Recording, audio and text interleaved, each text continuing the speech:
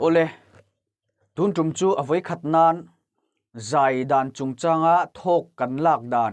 kan thok hi blue dan adik tok lo kha kan soidona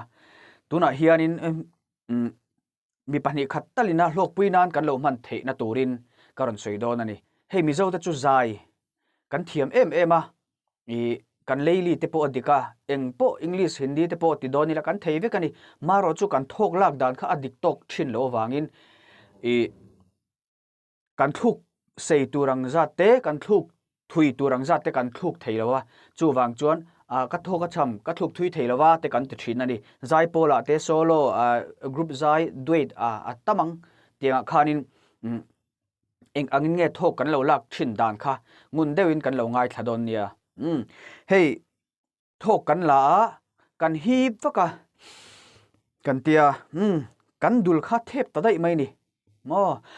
kan tia kan ang vaka zau dewin kan dul kha thep ta dai mai ni kha ani dan tur ni lo ni thok kha pe chuak theilawa kan thuk thui theilo thina ni chu wang chuan kan thok kan hip lu zong khan kan dul kha aron puar chuakang ti hian en chinila mo entina zoi te thok man mo to kan lo lak zau ngai pon aron puar zok tur ani ti khan kan dul kha mo kan thok kan hiblu zo kan dul kha ram puarang boru ka ron lu don ti na ni chu ta khan kan boru kan thok kan pek chole khan kan thiam ngat phei chuanin du to kin kan thuk thei don ti na ni kan ti chinange